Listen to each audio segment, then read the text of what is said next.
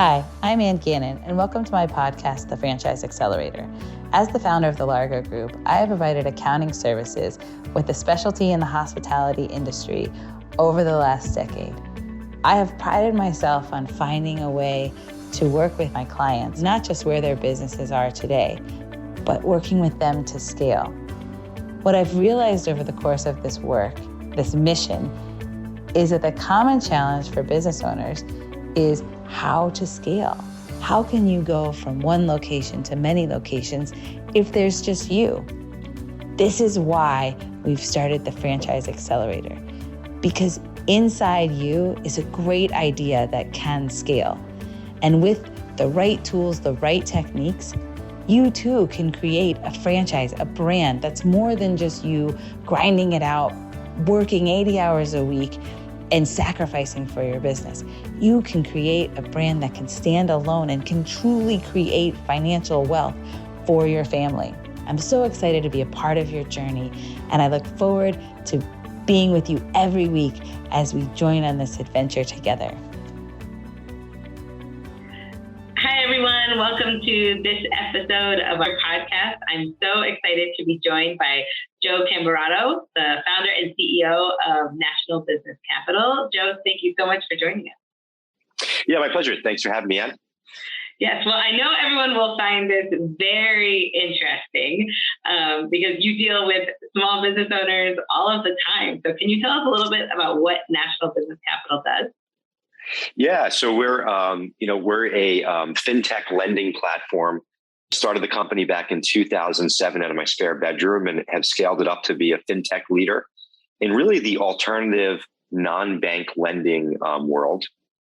And basically we've streamlined the application process, the whole apply process that's really a pain to apply and get business financing. And what's cool about our platform is we have everything from SBA loans to term loans, to business lines of credit, to equipment financing, to inventory loans, really every type of lending product that you would need for your business to grow. And there's 75 different lenders on the platform, and we help match owners to the right lending product. And by having streamlined processes, great technology, but more importantly, really great people that work with the company that can help talk things and explain things, and they help you from application all the way to funding. We've helped secure $2 billion now in financing for all types of owners in all industries, all across the country. I know you work with a lot of restaurants. Restaurants were really, when we started off, our core customer, because no one wanted to fund them. So they're one of our main top industries that we work with. We've done around 20,000 transactions or so now. So it's pretty wild, and amazing. And really our mission is to help drive growth, for business owners. Yes. And talk to us a little bit about, I think what was so interesting when we first met was your conversation on how important it is to be proactive in funding. What are some of your thoughts in that regard to business owners? Yeah, I think it's important to be proactive just in general in business. I think a lot of us in life and in business are reactive. And I think when you look at the most successful people in business and just in general, is they're very proactive in getting ahead of things. And I think anticipation is really a big key to success. Anticipating where you need to be, anticipating what's going to happen in your market, anticipating how much capital you're going to need.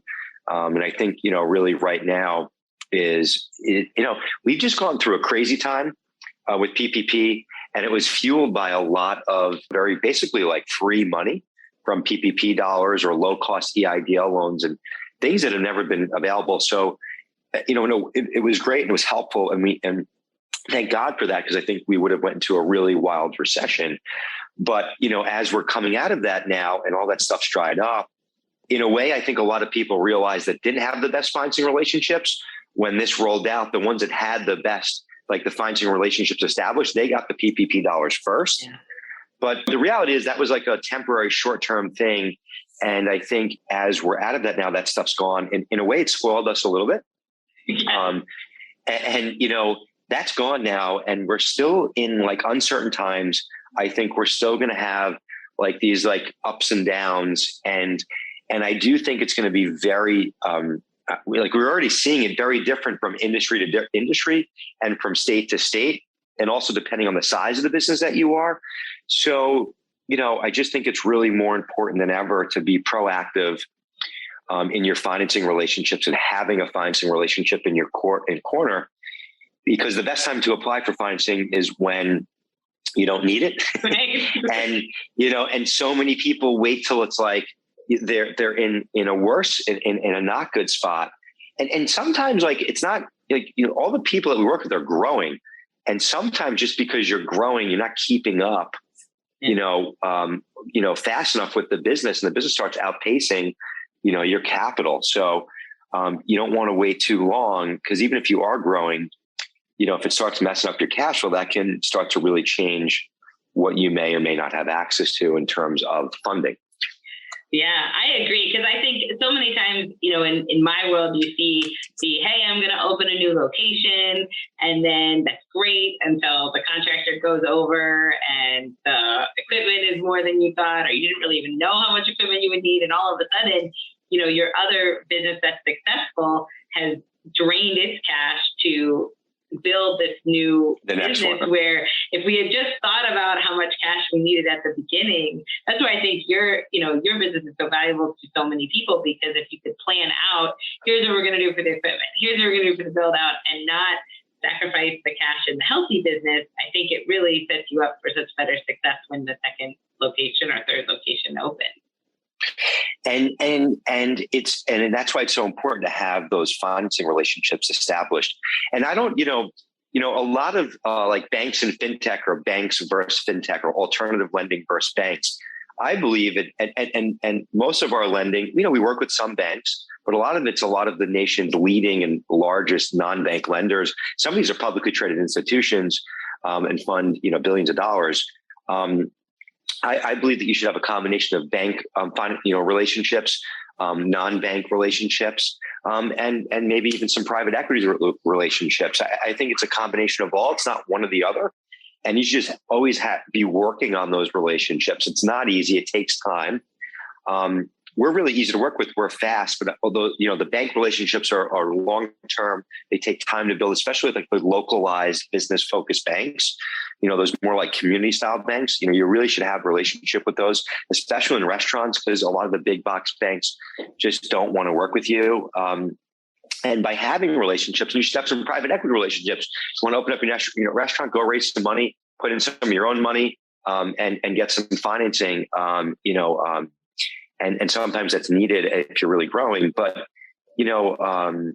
it makes life a lot easier when you have those things established. And just like if you've got you've got good personal credit, it makes life easier to go buy cars and homes and things and operate life. You got to do that on the business side, as well too. And I see so many people don't, and especially restaurants. We were talking about this, and a lot of restaurants are in the mindset where they pay cash for a lot of things. They're open up for a new location, and they'll go spend like $100,000, $150,000 on, the whole kitchen build out and equipment, and even like the tables and chairs. And a lot of times people don't realize that you can finance all that stuff, and at really low rates, like 5 to 8%. You can go and finance your restaurant equipment. Even like the seatings, the tables and chairs, all these things. So, and you can do it over like 5-year terms. So instead of like laying out all this money, you can conserve that cash that that you're going to need for working capital when you get opened, to get through, that, probably 6 to 12 month period, which is the most challenging for, every restaurant, No, definitely. And I think it's so important to just think about that at the beginning and plan it out. So what are some of your thoughts about, the last 2 years? Like you mentioned it. I mean, it must have been very interesting in your world, kind of seeing the VBP and then seeing things come back. And now we're in this, kind of inflation, interest rates. What are some of your thoughts about where we are today? Well, it's the last 2 years, I think, have just been so much fun. It's been what a wild time to be alive. I had some flashbacks. I founded the company in 2007. I was young. I did it out of my spare bedroom, and at the time I had my first home, and I left a job where I was making really great money. I was a top sales producer, and I went off on my own, and I went right into the 08-09 recession, and it was crazy. It was scary, and I was trying to fuel my business and trying to fuel my personal life at the same time. I almost lost my home. I mean, you name it. It was a crazy time. And so in the back of my head, I always thought, hey, a recession will probably happen at some point. I always wanted to be prepared for it. And I thought I was prepared, but I definitely wasn't prepared for the whole world to stop. It's like the world stopped in 08-09. Like the world got weird in 08-09, but the whole world didn't stop overnight. People still went out. They still did things. They went to restaurants. Maybe they went once a month versus once a week or every other month or whatever, but people are still going out. This is like the whole world stopped. You couldn't go anywhere. And like so many businesses just stopped. That was unlike anything we've all experienced.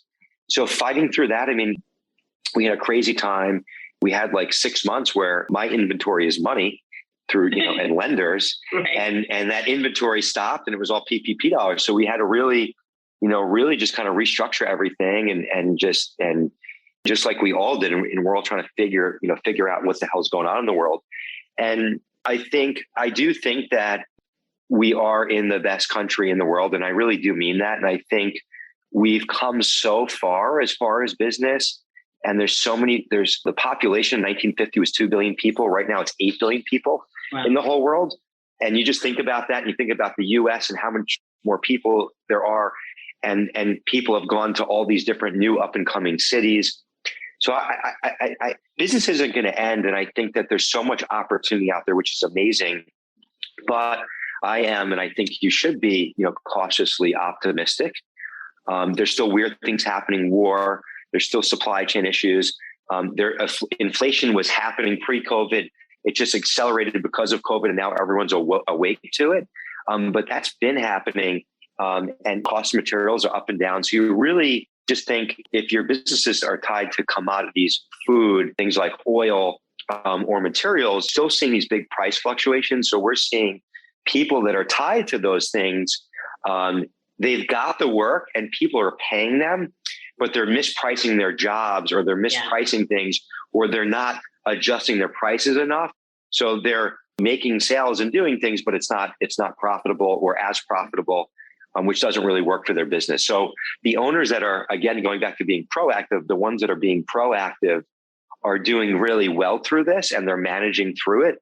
The ones who aren't are getting their butt kicked a little bit, and definitely having cash flow challenges. And to answer your question, I think that, I don't know, is this like this for 6 months? Is it for 12 months? It's really, I don't think anyone can really predict that. But there's just so much talks about recession and everything else. I almost feel like sometimes when there's this much talks about recession, it almost creates one. If everyone's talking about it, you've got to just prepare for it. And what are you preparing for? And most importantly, in your business, money is your oxygen. So, and you need oxygen to survive. So, how are you doing? How are you looking financially? If things are tight, lock in your financing now before rates continue to go up. And before you maybe can't get that money. This is a time where you got to be, I think, very in tune with what's going on in the world, what's going on with your industry, what's going on in your local area. And you got to make decisions that make sense for you. I'm not driven by fear. Fear is what really crushes a lot of business owners and businesses. And I think in any market, there's always opportunity. I actually think in uncertain markets, there's even more opportunity because everyone else gets scared and tightens up. So if you're in tune with what's going on, if you're conscious, if you're looking past the unknowns and the fear, I think there is a lot of opportunities out there, but it's a real time for focus. And it's not time to be letting your hands off the wheel or having a party. This is time to be really focused on what's going on. And if there is opportunity, then you should be doubling down on that right now and working your ass off. Excuse my language. Because if it does turn, like anytime that it's turned, right? Go back to 08, 09 when it crashed. Go back to COVID. when it turns, you went, man, I should have did this. Yeah. I should have, wow, there was so much opportunity and money to be made there. I should have done that. And then all of a sudden, all the things like the shoulda, coulda, wouldas, and then things get back to normal and life starts happening and you forget about all that stuff. You know what I mean? So what are the things right now? Like if it stopped or it took a hard right turn, what would be those things that you're like, I wish I would have done more of, and put the focus into that right now? Yeah, I agree with you. I mean, I think what's interesting about '08 is I feel like so many people that you talk to now, I was the same way. I was just getting started in '08, and I feel like it was one of those like lifetime lessons of like, oh my God, things can turn so quickly. Because I think similar to '08 and COVID, it was like an overnight, like, wow, everything was good. And then it just wasn't. And I remember, just looking around and that being such a gut check of, oh my God, like things can change so quickly. And I mean, I had just started out in public accounting, and my entire first years, everyone got laid off but me. It was only because I told them I played golf, and our managing partner also played golf. So I was incredibly lucky. But it was just like this, wow, like how quickly and how many people froze. I mean, I think that was the biggest lesson if you were paying attention. Like you said with fear, it was like so many people just froze for like a year and a half and didn't do anything because they weren't sure. And that actually hurt them so much. You got to keep moving. And then you have these pockets of people who did and really just, use that time to their advantage. And I feel like it's so similar to COVID, where you have the people who didn't do anything for a year and a half. And then you have the ones who were like, no, this is my time. Like, I'm going to go. And they have, had the opposite. Accelerated. Yeah. And you don't even see those people in the midst of, the general population of people who froze. And I think that's where I look even now. It's like, it's almost like you're in control of your own destiny, that if you're able to keep going, then you're going to be fine. And I think, and it's really such a good point, because I definitely talked myself off the ledge in 08, 09 and definitely through, COVID, but kind of going through that, realizing like, all right, if I stay focused now, there could be gold at the end of this rainbow. But, I think that COVID created like this COVID laziness. And it really was the first time in the world where you can just throw your hands up and sit at home in your pajamas and really be really lazy and be like, oh, I can't go out. I can't do this. I can't do that. Whatever excuse made you happy. And everyone was like, yeah, no, I know. I get it. This is crazy. I definitely did some thinking time to try and figure out like, what is the right moves to make here. But I mean, I kept going. And then there was a point where there wasn't really anything for really too much that we could do because no one was lending.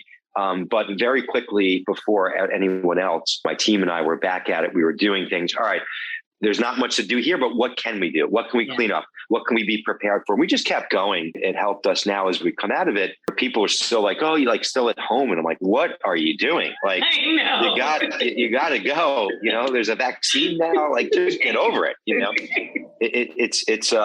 And people are just hanging out. And we saw that with customers. I saw that, we saw that with just people we know. And you've seen some people accelerate. You've seen some people, fall behind. You see some people, they're still kind of like stuck in that laziness.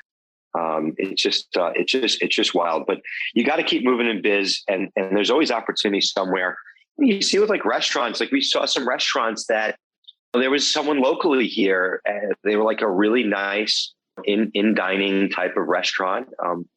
Like more of like a modern Italian. There's a ton of Italian restaurants on Long Island, but where we are, but it was like more of like a modern one, really good one, and they were always in dining. Never really takeout wasn't their thing. Obviously they did takeout, but what they did was, which was really smart. I called the owner. I didn't even know him, and just said like, I really like just want to. I know it's a tough time for you, and I get it, and it is for me and everybody. But like, I really respect that you didn't like stop and pause and not do anything, that you made a move. They made these like in almost like TV dinners, and like really nice like TV dinners, and it was like really inexpensive. You could come there, and they were like frozen, but like all ready prepared, but they weren't like fully cooked. And all you had to do is they all came with instructions you put in the oven, and it was like, it was like a meal ready to go. And they had a family size one. So, because everyone was cooking every day and like losing their mind. And so we went there and got like meals for like a few times a week. And it was just, you put it in the oven. It was real food. It was really smart. You'd pull up, they had a bag ready. They put it in your trunk, touchless. It was paid for and you're out. It was great. And you paid for it right online. It was like, and they did this like overnight. It was unbelievable. Yeah. And they just took advantage of an opportunity. And there was a line down the block of cars every single night. It was unbelievable, so they were still making money where other people were like, oh, there's nothing you can do, So. Yeah. Which I think is the same now. I feel like the hard thing now, I think it's harder. The good thing with COVID is everyone knew they had to work together because it was so crazy, right? Who would have ever thought? And your customers aren't coming in because they don't want to. They literally can't come in. So we have to be creative. And I think what's hard now is there's so much more fear almost that I see this year because your fear is your customer won't be able to come every week because they won't be able to afford it because of inflation and all of those things. But I feel like if you have that same mindset of meeting your customer where they are and not being afraid to come up with a crazy special that's cheaper than your normal thing just to get them back in the door, that you could have that same reaction if you're creative. Yeah, and I would argue with that.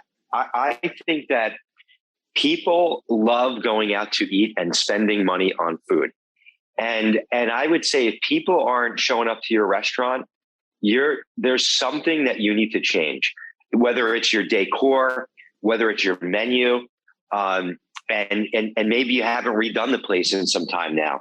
I mean, when people are going out to eat now, they expect the place to be really cool and fun inside. They want an atmosphere. It's got to be clean. They expect the bathrooms to be up to date and trendy and modern. And they also expect to have like a really good menu, and they want to spend the money. There is, and listen, every part of the country is a little bit different. And obviously New York is just runs on its own ecosystem. So I'm a little biased with some of this stuff because of what I'm surrounded by. But there are some restaurants here that are not inexpensive. And they are completely packed, but they've got the atmosphere, they've got the menu, and they've got the service. They pay their staff to show up, and they pay them well, and they're charging for it. So if people aren't showing up today, I just think that you're just not serving whatever their needs are, because at all levels today, it's really amazing. Like what people are still spending money on things. And it's unbelievable. I feel like 15, 20 years ago, people weren't spending like money on this, especially like younger people. Like I remember like, it was like save money and save for a house and don't waste money on this stuff. And now like, it's just way different. So That's just what I think. I mean, the next generation can't cook. So I feel like. No, they're exactly. And maybe you should be doing those like ready to, heat up in the oven meals, that are like, especially for like the single person, they were like inexpensive, but they're making money on them. So, yeah. And they didn't have to cook them. You think about that. It's just an idea, but are you serving alcohol and making profit and margin there? Are you doing a Sunday brunch? Do you have an outdoor area? What is it that people in your area want that you don't have? Yeah. No, it's so true. So when you look at being proactive, like what is your recommendation for how much cash someone should have in reserves? Do you ever like think about that or recommend like a certain dollar amount that people should have? That's a tough one. I think as much as possible, but I mean, that's not a realistic answer. I think every business is a little bit different, but if you can have 3 to 6 months of runway, and obviously the more, the better. I think at the very least 3 months, just kind of going back to like being proactive, like now is the time to conserve as much cash as possible. So, especially in the restaurant business, everyone's really programmed to, it just seems like a very big habit of just using cash to buy everything and no debt and no credit. And we've been programmed like debt's bad. No, debt's good if you're using it for money making things. And if you can go and finance equipment over 5 years at, a fair interest rate, like conserve your cash, and if anything, pull it out of your business and pay yourself. And you can still use the depreciation to write down your tax bill, which a lot of people don't understand. Like if you're actually going and using that cash, you're sucking it out of your business. If you finance that piece, $100,000 worth of equipment, you keep $100,000, but you can still depreciate all that equipment, year one, if you choose to, and pick up that depreciation. And a lot of people don't get that. So I just think that there's a lot of ways that you can, conserve cash. And if you're going to be spending money right now, it should be on revenue, where like the real revenue wins in your business, and just getting focused, like in your restaurant, like what's selling the most, low ticket, takeout. It's a little bit different, but what can you add to every single one of those orders? Is it dessert? Is it something unique to go that people just have to buy because it tastes so good? Like where you could just pick up a little bit more money. But, in a restaurant, like dessert, after dinner drinks, these things that are really high margin, I think a lot of times get overlooked. And I also think their staff aren't trained to like sell in a sense, and understand that, if the bill goes up, their tip goes up. So I think, and especially like a lot of that stuff used to be pretty standard in restaurants back in the day. I feel like a lot of the newer, younger workers are a little oblivious with the way restaurants work.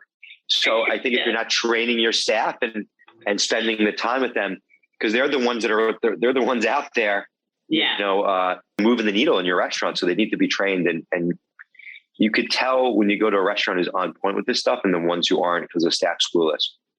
Well, and I think it's true that, similar to what you said about COVID, I think if we really look at it, how much has changed in just getting back to the basics, right? Realizing that you have to spend on marketing, and how much are you spending on training your staff? Because I do think when you look for opportunities, especially in the restaurant world of hospitality, right, a lot of times you're comparing yourselves to the chains or, the big restaurant groups, but they really had a lot better process through COVID of managing and continuing to change, right? Because they just have those systems in place, where to an independent, this was a whole new world of, some of the owners didn't want to go into their restaurant or were older and were rich. It blew them out of the water. But I think when you look for this time, and if there is a pullback, it's, one thing I learned in 08 that's so true, it's so hard for a big chain to pivot, right? They will struggle the hardest in a recession because they are so big and it's so many moving parts. For an independent,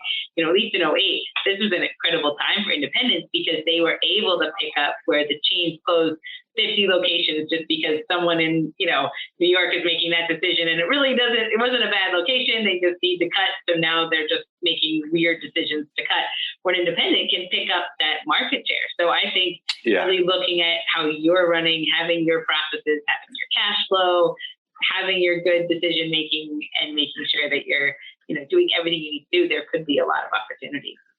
Yep. And I think you've got to make the decisions to where you're located in your area, because what someone is doing from state to state, in certain pockets of Long Island, there's a lot of wealth through recessions. They're like, what recession? It doesn't affect them, and they're going to go out and they're going to spend. And other areas, even maybe parts of Long Island, but in other states, people are affected worse. So you got to really make those decisions based on where you are and what's going on. But I think, people are still going to eat. They're still not going to want to cook. It's kind of become part of our culture in America now. And I just think if wherever you are, where your restaurant is, if it's a cost thing, then just adjust to that. Or maybe those, meals or something like that. Maybe that's the answer. I don't know. But I still think people will go out. They're not going to want to cook every day. It's or be home because they've been home for 2 years.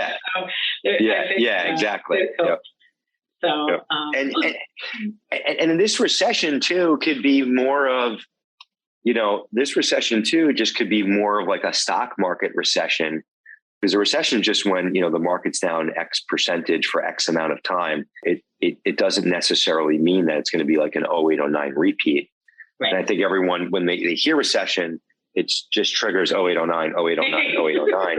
We were in a recession in towards the end of 2019. Most people didn't realize it. They didn't make a big deal about it in the news, but the market pulled back and was a little stagnant. it's kind of, we were like on the brink of it in 19, and most people don't even know that. So I just think you just got to focus on, you got to be conscious of where things are heading and going, but it's so hard to predict, and you can really only do what's happening now. And if things are good right now, like I'm saying, like double down, how do you make more money now? And I think the key of all business is like, you've got to make money. You've got to pull it out of your business. And where else can you start investing your money outside of your business so your income's not dependent on just one thing? Yes. No, that's such good advice. No, well, this has been a great conversation. If people want to learn more about you or National Business Capital, where can they find you? Yeah. So if you want to follow me on YouTube or LinkedIn, you can go to Grow by Joe. It's youtube.com/Grow by Joe. We're at Grow by Joe. And to check out National Business Capital, just go to nationalbusinesscapital.com. Awesome. Well, thank you so much. And I wish you the best of luck. My pleasure. Thank you for having me, Anna.